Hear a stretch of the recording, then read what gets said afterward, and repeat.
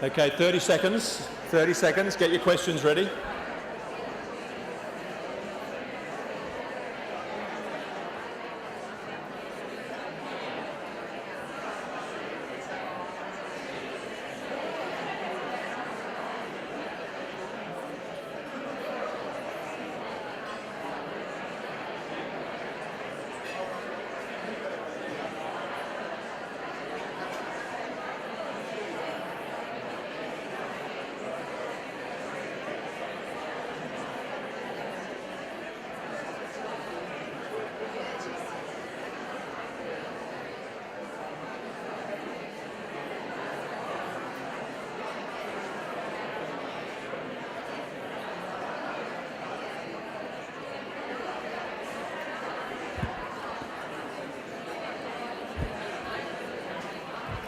Okay, that's quite enough fun for one morning. So here's your big moment. I've got a hand up already and I haven't even asked. That's brilliant. So this is the story. If I can just have your attention for a moment.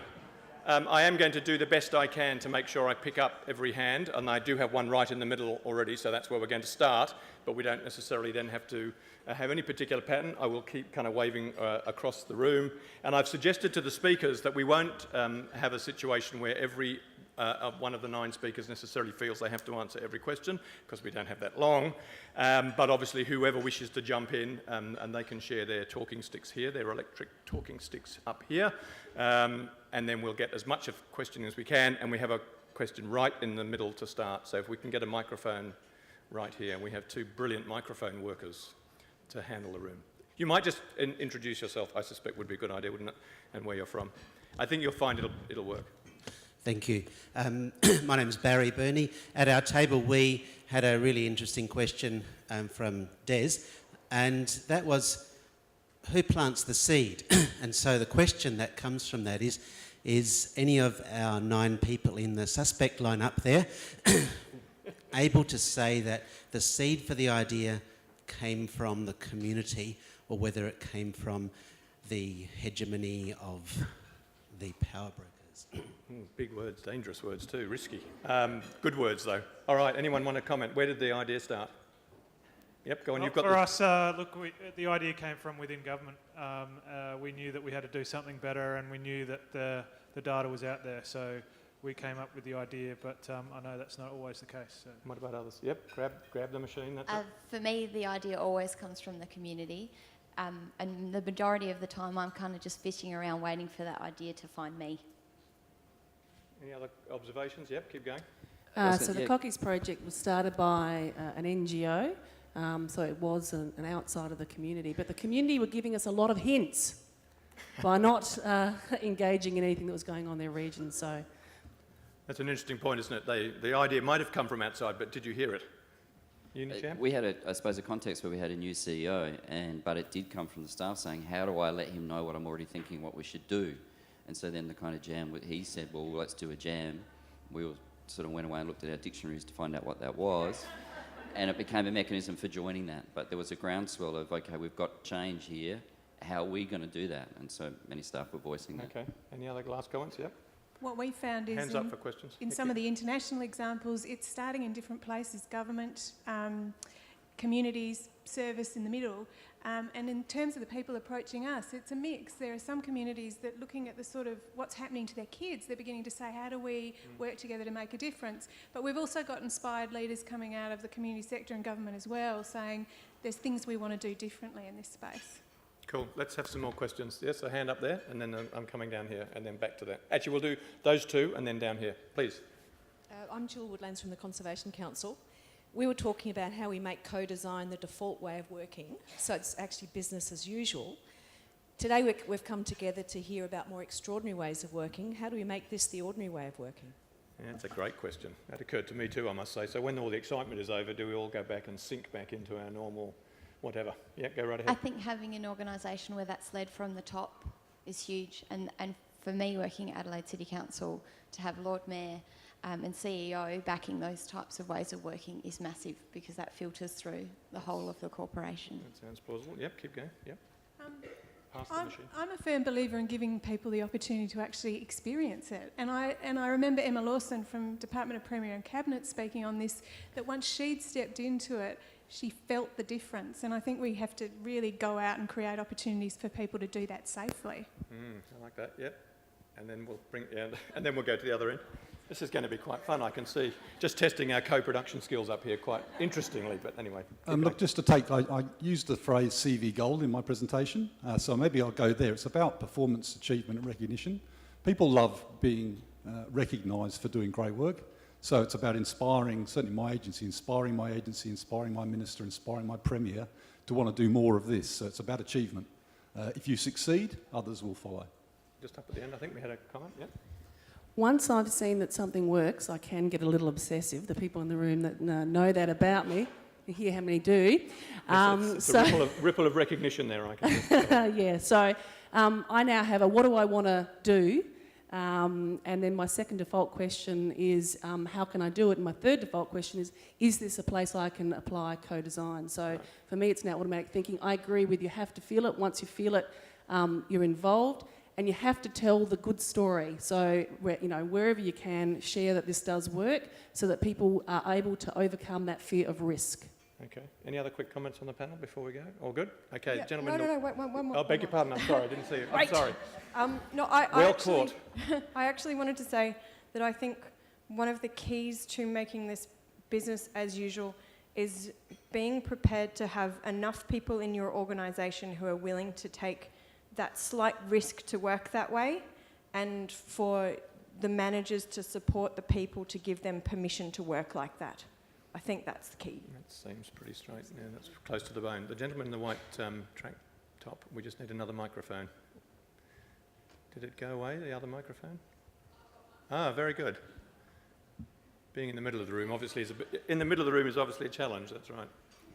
Okay. Thank you for the opportunity to ask a question. My name's Fuzzy Trojan. I'm representing Table 13. Nearly all the people sitting up there, I think except for one, are in large organisations, well-resourced, under the aegis of government or similar places.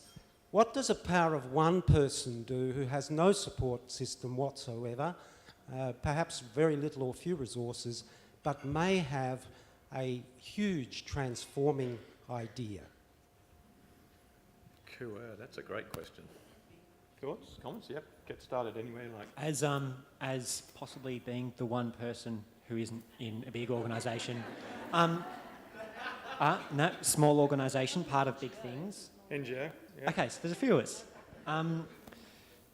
Exactly the same as government if you're attempting to collaborate with stakeholders, with community or whatever it is. You've got to meet people where it's at. And so as somebody working independently, I have to meet people in those big organisations, in community or wherever it is, where it's at. That's it.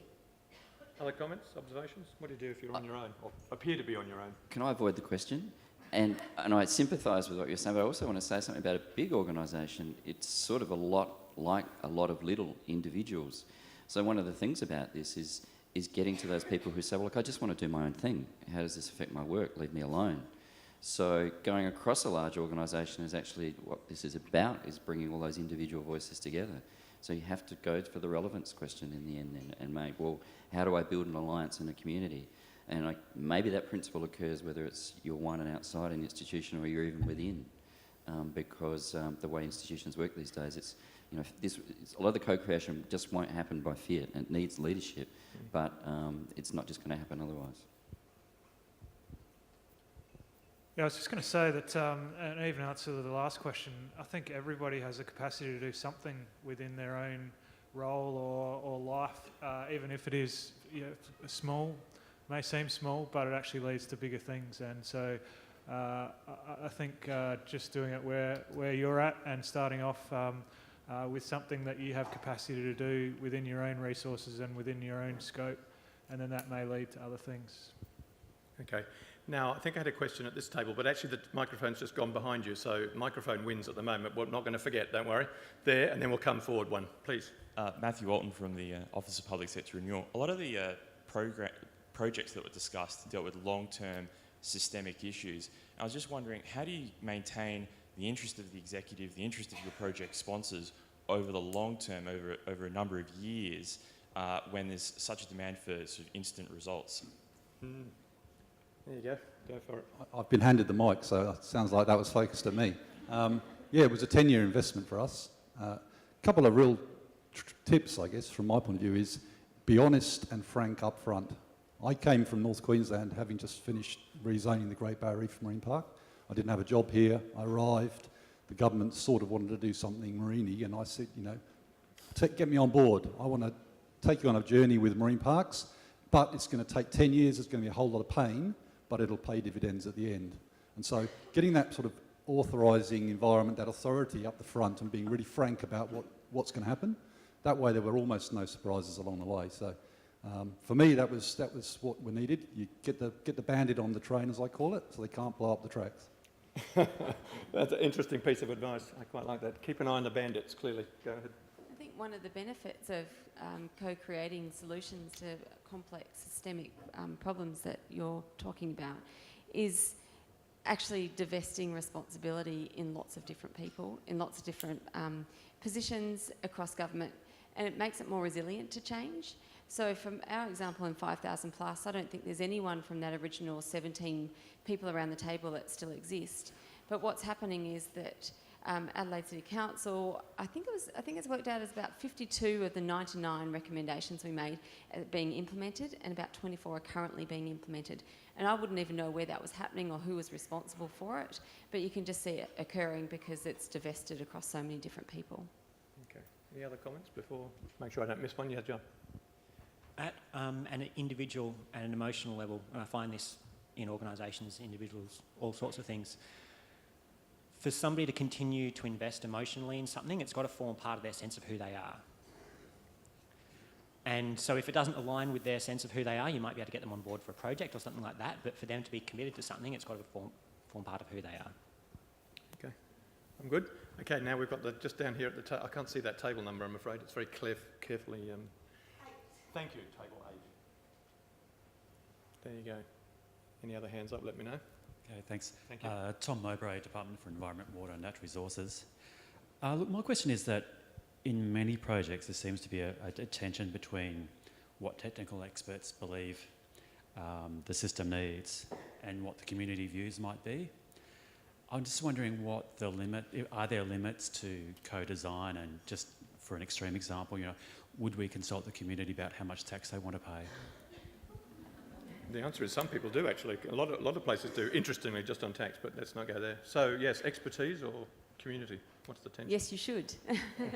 Absolutely, people want to be involved. They just might not know the language that someone else is talking about. So communicating something to make it more simple or easy, or something that where there's a common language, allows everyone to be involved in whatever it is that's affecting them. Yeah, go ahead. And this is the space we're entering into. It's making sure that people that are participating have good quality information to base opinion on and to give input. And so that's why data and good information plays a really important role. If you're dealing with issues like poverty, what does that break down to in people's lives? What do the experts say about it? But also, what's the lived experience of it? And it's that coming together face to face that actually is where innovation comes from. And I think managing people's expectations of a project as well. For me, putting it all out there so that people know what you're working with and what are the constraints of any project is really key. If you keep that to yourself, people don't understand why we get the outcomes that we do. So being open and transparent about that whole process and managing their expectations, and I think that's key for me to any project. Absolutely. Come on at the end. Obviously, we could have had a real clash of scientists and farmers, and traditionally in recovery that's what's happened. I'm thinking of that slide we had with the boxing ring before. But we started where there was common ground, and over time, information, communication and trust, they've moved much closer to where we could have possibly asked them as well. So again, that emphasises why time needs to be invested in it. Yeah, it's a great point. I think that's good. We're all good. We've got a question over here, and I've got another one over here, and then we've still got time for one or two more, so just do that. Yeah, please. Thank you. Hello, my name is Barry Mortimer, and I'm representing Table 5, as you can see. Look, we just had a bit of a question around whether you could give us some ideas about the challenges for co-design where you've got very short timelines for change implementation. Which is a great segue from your very point about time. So any comments from the panel about how you handle that time tension? Yes, go right ahead. After making the international development sector look pretty mediocre, there's some actually really interesting participatory tools. So depending on your work, there are a whole plethora of tools that help you work with communities fast. Now that doesn't mean that that always guarantees good outcomes, because there is a tension and you have to manage that with care, but there's quite a bit in our toolkit to work with. Yep, go right ahead. Anyone else chip in? Yep. I suppose that Unijam was an example of that very thing. We had a new CEO who landed in the February and who had a commitment to take a new plan in August. And how was he going to fill his diary and all the others of the leadership and do that? And so the actual co-creation was that moment we said, well, let's have it all at once. So it literally was 7,000 people, 17,000 posts, 38 hours. And he can quote the numbers better than me, but it was, 10 work years put into 38 hours in terms of everyone's had their say and could then go from it. So in that sense, the technology enabled it, but co-creation also brought all those voices in that moment. I think, we've got some interesting examples here, doing it over 10 years, or doing it, we basically did it within 3 months, from beginning to end, producing the plan, and it worked in both ways. Yeah. I'll be quick. You have to escalate trust and confidence as quickly as you can, and I think the best way to do that is to make sure that they see a real impact. Yeah. Okay. Now, where was the other hand? It was just there. There it is. Thank you. Good morning. I'm Pauline Mooney. I'm head of SARDI, which is the South Australian Research and Development Institute. So co-design, co-creation, co-delivery, we live, breathe and eat this. This is something that's quite different across other government agencies, and so the question that I pose is, as we move forward, and I'll put my hand up to help, because we can always host some people and train some people in how you eat, breathe and sleep this, but what learnings are we taking forward from the groups that have actually embarked on this process and succeeded in some areas, and how do we then form a panel of peers that other agencies or groups who are going to embark on this journey can go to and say, what was the biggest stumbling blocks? What is the best way of approaching it? What did you learn from this, and how can we avoid those pitfalls? I guess events like this and the kind of community of interest that's clearly developing here is part of that, but any comments about how you spread the good word to other people, other agencies? How accessible can you be and available? Observations? Yep. Oh, microphones everywhere. Yeah, obviously this Better Together framework is a great start. Personally, I've embarked on some mentoring, so I'm actually offering myself to others in a very non-formal way, but just, I've lived this experience, I've got all these learnings, and I'm really keen to share it. So we've written a learnings report. I've made myself available within my department, but across government, for people who just want to network, share ideas, have a coffee, have a drink, whatever. It's really about the conversations for me. The more conversations we have, the more normal, making co-normal, that's where we'll be heading. So it's about keeping it. We have the opportunity, I guess, to make this normal. Any other comments or observations? Yeah, Katie. Yeah, the Better Together training that I've attended, I have to say, has been really fantastic. It's prompted me to buy the book as well, that I found out about from Twyford's, and a lot of the people I've met and through the training I've been attending has been fantastic. And the LinkedIn group, I think it's a community of practice called Better Together, has been really good with making connections. I think that's a really great start, and I'd say definitely I'd be more than happy to. Sorry, my boss is here. Maybe I shouldn't say that. But look, I think you should definitely say it if your boss is here. I'd be more than happy to ask my boss if I could spend some time with you, or you could come to the library and talk to other people and share our skills and passion and ideas. I mean, the thing is really, if you've got an idea and you've got passion and you want to do things, just start having conversations. That's the first step. Yeah. Is it the boss? We should also promote taxis. So they've got website, they've got fantastic training, and they also have a network of people who are interested in this way of working. So there is an active network right now. So I don't work for them, I'm not getting any commission, but I would recommend but you that might. network. We'll come and speak to you afterwards. That's excellent. Haigs, Excellent. remember, Haigs. Yes, very good. I did hear a lot about chocolates and scones, I must say, which seem to me to be somewhere close to the heart of this matter. I'm going to bring it to a halt at this point because I feel a caffeine break coming on. And also I think I want to just make a couple of quick observations about what we're going to do. And that last comment, if I might say so, and it wasn't planted, is a perfect segue, because what we're going to do after the coffee break, and it'll be about 15 minutes, is come back with the taxi team to actually have the other part of this conversation in all of 1 hour. So, okay, what and why? We've spent a very, very inspiring time digging over. The question is how, and you've heard a bit about that, and you've just heard a question about how we can get those skills deeper and more widely known. So let's have a bit of a think about that. Let me just leave you with these two quick thoughts, though, if I can, in relation to a couple of things that have just come up. The first is this thing about, I'm on my own. The truth is, these stories seem to me, and this is not just this morning, is that actually everybody thinks they're on their own and nobody's on their own. So there are two things you do. You ask and you share, and then you get started. So if you think you're on your own, I know that feeling, and it's completely wrong. There will be a lot of other people who think they're on their own, so ask and share, exactly as you've just said. Start the conversation. You'll be somewhat surprised and perhaps even slightly shocked about how, in fact, you're not on your own. The other thing is about knowledge, and I said that about that earlier, and I'm going to say this again towards the end of the morning. I want to make one book recommendation, which I normally hate doing.